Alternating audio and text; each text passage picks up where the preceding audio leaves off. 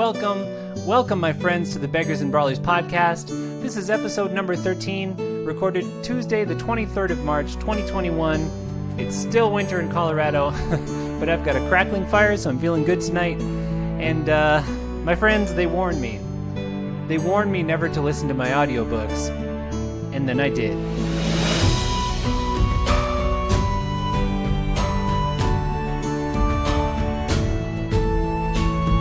So, the Beggars Rebellion audiobook is out, and it's great. TJ Clark is the narrator. He's a professional narrator, voice actor, and you can tell. This thing is clean, the characters are passionate, all the phrases are perfect, it's thrilling, you feel like this intensity to his performance. That made me think a lot about my own performance and thinking like, wow, I need to dial this up a notch when I'm recording audiobooks.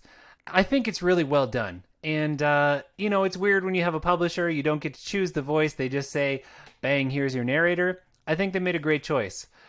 That said, all my author friends warned me, don't listen to your own audiobook. Or they said, if you have to, start drinking first. Or some of them said, I just can't do this, but I need to check it for errors. Can someone please do this for me? And me, being the arrogant or... I don't know what to say about myself, but being me, I thought, what applies to other people often doesn't apply to me, so let me just take a listen. I listened to 5 minutes. That's the free sample that you can get on Audible, and I do own the audiobook now, which is funny. I wrote the book, but I had to buy it anyway. I just listened to 5 minutes, and what they said was totally true.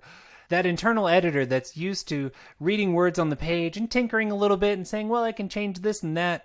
When he hears a voice actor reading the story and knows there's no way that he can get them to redo that part or change that word, that it's somehow set in stone, even though it's, more ephemeral than a book even, that's really hard. My internal editor started to freak out, and so I said, okay, 5 minutes is enough. But I think that's a reaction that's very particular to me. I do think thinking as objectively as I can that the audiobook is great, and I know that since you're an audio person, maybe now is the time to go and get that audiobook. And I have a little bit of a hack for you later because we're selling it on Audible. Audible sets the price. We can change it. It's based on length, so it's something like $20, but I have a hack for you. Before that, I just wanted to say that I do intend to keep narrating my own audiobooks. Even if I'm not a professional voice actor, I think there's something really special about me reading my book to you, that I can get the characters' voices just like I heard them in my mind and get them to say the lines just like I imagine them being said. And of course, it's limited by my own abilities as a narrator, but at least I have that vision in my mind. Stephen King, in his book on writing, says that writing is telepathy. It's like I'm trying to get you to experience this story and this imagination that I have in my mind by writing it on the page. And I think reading it to you somehow gets us a little bit closer to that.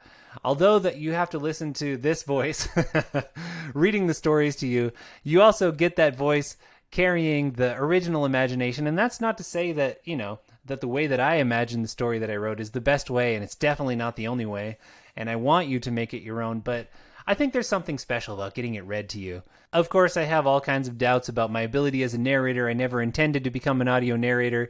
I've always wanted to be a writer, and I think that I'm okay at that. The narration, but, if you're listening to this, apparently you don't hate my voice, so the next book in the Tidecaller Chronicles will be me again, but TJ Clark is the guy doing all of the Empire of Resonance books. Speaking of which, Book 2, Pauper's Empire, is coming out in all the formats, ebook, paperback, and audio on March 30th. So that is not far away as I record this, and probably even closer as you listen to it, or even in the past, because of our weird time travel podcast stuff. So you can check that out. And like I mentioned, I have a hack for you. So, Beggars Rebellion, which I think is the longest of the series, and like I said, Audible prices by length. I think it's about $20 right now, or one Audible credit if you're signed up for their credit program, which I think is $15, or sometimes you get deals, whatever. It's not cheap. Audiobooks aren't cheap, and I can see why. They are a lot of work to make. But the ebook for Beggars Rebellion is 99 cents. Pauper's Empire is going to be $2.99. Relatively cheap. So here's the hack. Buy the ebook for 99 cents, then you have it to read if you want to read it, even if you're a listener only, and then go back to the product page and Audible, dying to make the extra sale to you, is going to offer you that same audiobook for $7.95. That's right. So for $9, you can get the audiobook and the ebook, whereas if you just bought the audiobook by itself, you'd be looking at $20. So that's a weird little hack that I found. Maybe you already know it if you're an audiophile, but there it is. I don't want you to pay more than you have to for my books. I'm getting a small cut of this anyway, so let's just read the books and have fun. I will have a link to go grab that book in the show notes. So check that out. And of course, there's always links to the free novella, the audio novella that I have up there. And I'm hoping to write another one for you soon, which I think takes us to my writing update. So this week in writing, I completely finished the second draft of Witch of Wealth and Ruin, which is the second book in the Tidecaller Chronicles. The first draft is me just getting the story out, and then the second draft I go through and I fix all the big glaring errors, like this character changed a lot from beginning to end, and I need to make them into the person they were at the end by the beginning because I didn't know who they were, or there's plot holes, or there's things that I changed halfway through and didn't want to go back and change the beginning of. So I'm fixing big holes like that. So that draft is 100% done, which feels really good. And I sent it to my editor, who's then going to take it to the next level and say, yes, this is consistent, but you could go deeper here. This character could be more tormented here. That kind of thing. He's really great at it, and I love what he did with book one.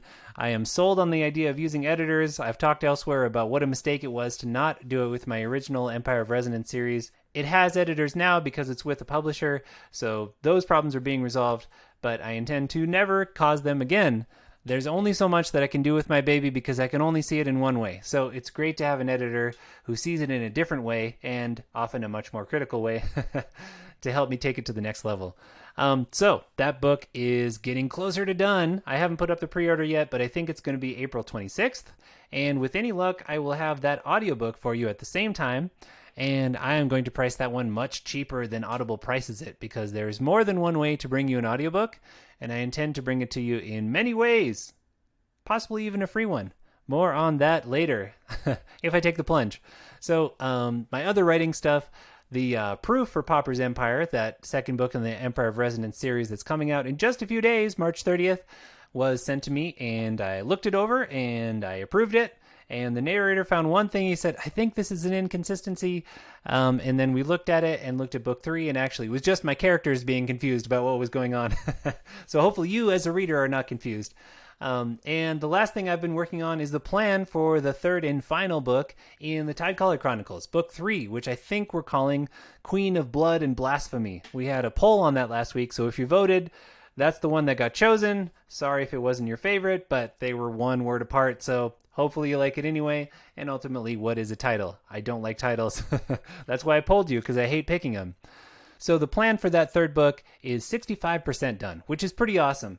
I have got all the things that I want to get in the book, and I've kind of put them into this giant mash, and I made a bunch of different charts, and now I've started condensing those charts into a bigger chart and deleting parts and seeing ideas that didn't fit anymore and seeing if they can fit into this new thing that I've made. And I'm basically wandering around in my brain and telling and retelling the story to myself and slowly polishing out things and, really just getting things to fit together.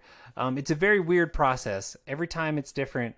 And last time I made this giant mad scientist-y chart, I posted a picture of it on Twitter, and I think I'm going to do that again eventually because it was great, but I'm not quite to the mad scientist part of the planning. That'll probably be at 75-80%.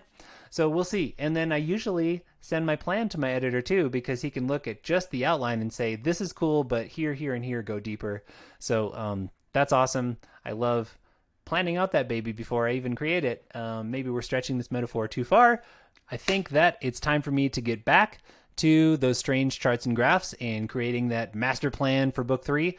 I hope that you've read book 1 or listened to it and that you enjoy it. It's only been on Audible so far, but in a little bit, I'm going to be putting it out on different formats. And like I said, I may have a secret way for you to listen to it for free. So tune in for that. Maybe next time I'll have some information for you on that. If not, when it comes out on the other retailers, it will be cheap. I don't want to name any names, but it's not going to be $20.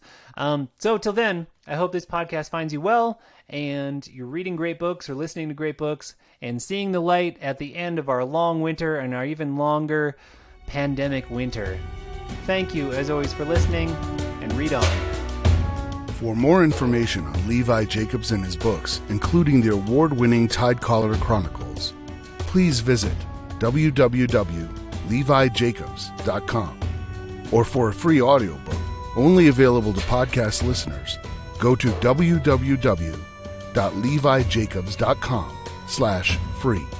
Thanks for listening, and read on.